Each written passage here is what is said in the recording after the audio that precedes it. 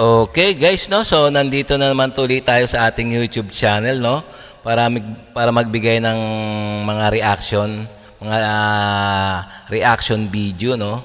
So bibigyan natin 'to ng mga komentaryo, comments at mga kung ano mga nasa loobin natin. Okay. So pero hindi tayo nagbabalita, bibigay lang tayo ng komentaryo at reaction. Okay? Itong mga bibigyan natin ng reaction, ito yung mga balita na nagaganap sa atin ngayon sa loob at labas ng ating bansa. Lalong-lalo na itong mainit na issue sa West Philippine Sea. So, itong bibigyan natin reaction, no? So, kung gusto niyo ng mga ganitong reaction video, please subscribe, like and share, okay? Bago tayo mag-umpisa. Pero paki-like lang muna, like and subscribe muna sa ating YouTube channel bago tayo mag-umpisa.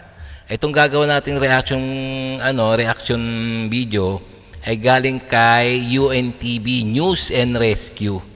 So, itong balita na 'to ibibigay natin ng mga komentaryo. At pwede rin kayo mag-komentaryo diyan sa baba para malaman din natin. So ang pamagat nitong video na 'to, yung Philippine Navy crew nagsasanay na para sa bagong corvette ships at ang Armed Forces of the Philippines recruits dumarami na rin. Wow. Grabe yung mga nangangarap maging sundalo ready na raw ang Armed Forces of the Philippines na tumanggap. Okay, sige, simulan na natin. As to the Army recruitment, yung online, although late na lumabas din yung sa survey, but when we started yung online recruitment, talagang tumaas from 31,000. Ngayon, we are counting to almost 50,000 na yung applicants na nag-register online. Dumami ang mga Pilipinong interesadong pumasok sa iba't ibang sangay ng sandataang lakas ng bansa ayon sa Armed Forces of the Philippines. Sa Philippine Army lamang, umabot na sa halos 50,000 ang natatanggap nilang online application. Ngunit ngayong taon, nasa 4,029 lamang ang kanilang kukuning enlisted personnel. Meron palang quota, 4,000 lang pala ang kailangan. Pero talagang nangangailangan talaga ang ating Armed Forces of the Philippines ng mga kasundaluhan. Kaya hanggang 4,000 lang sabi ng Armed Forces. Sige, diretso natin.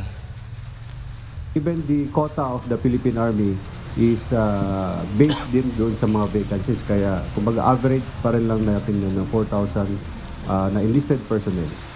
Ang Philippine Navy malaki rin ang itinaas ng kanilang aplikante at marami sa mga ito ang makakatulong sa kanilang modernization program. What's good is that we're getting applicants who has skills that could help in the modernization of the Navy. Ang Philippine Air Force, hinahanap naman ang mga aplikante na may kasanayan sa cybersecurity. We are preparing for recruitment and we will be needing specific specializations. Right now, our focus is we have to recruit new blood that are, equipped with the right skills, especially in cyber and information technology, and of course, engineering courses. Those will be our focus. Naitala ang pagtaas ng bilang ng mga aplikante bago pa man lumabas ang Okta Research Survey na 77% ng mga Pilipino ay handang ipagtanggol ang bansa laban sa mga dayuhan sakaling magkaroon ng kaguluhan. So maliwanag na ang ating Armed Forces nangangailangan. Kaya nga pagkakataon nyo na yung mga nangangarap maging sundalo sa maging sundalo, pwede sa Philippine Air Force, Philippine Army at Philippine Navy. So, balita sa UNTV. So, pwede na kayong maging sundalo. Okay? Doon, ibabala kayo doon sa Pero, joke lang yun Sige, diretso pa natin. Mariin namang itinanggi ng Sandataang Lakas na may kinalaman sa Comprehensive Archipelagic Defense Concept ang pagtaas ng bilang ng mga recruits. Samantala, sumasailalim na sa training ang mga tauhan ng Philippine Navy para sa pagdating sa bansa ng 2 bagong corvette ship na binili ng Pilipinas sa South Korea. Ito ay bilang paghahanda kung papaano i-operate ang 2 barko na inaasahang darating sa taong 2025 at 2026.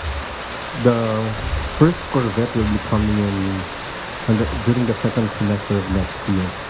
But a year and a half before the delivery, which is actually 6 months ago, the Philippine Navy has been preparing for that already. We've been training people, we've been organizing them. Yun mayroon binili pala ang Philippine Navy na bagong warship na galing sa South Korea. Ito yung warship na tinatawag na Corvette. Hindi siya destroyer mas malakas ang destroyer kaysa sa Corvette. Ang Corvette pero malakas din yan. Pwede na rin panggiba ng ng kalaban. Pwede na rin magpalubog ng barko ng mga Chekwa yan. So itong Corvette nito sinasanay na ng Philippine Navy ang mga crew nito kung paano paandarin, paano paatrasin, paano yung mga paano paliparin yung mga missile, mga radar. Yon sinasanay na ng ating Philippine Navy Kasi darating yung barko na yon dalawa sa malapit na sa next year. So malapit na talaga dalawang brand new yun, kaya sinasanay na sila para naman hindi sila patulog-tulog dun sa barracks nila. Pero sa totoo lang talaga maganda yan maganda talaga yan na may bago tayong pangharabas panakot dun sa mga Chekwa. Pero tsaka sana yung mga bagong barko na yan sana magamit na sa West Philippine Sea sa pagpapatrol. Nasa ganun medyo naman bumahag naman ang buntot ng mga Chekwa na yan. So, di ba? So, diretso pa natin. And to include the procurement of necessary equipment for them to perform effectively.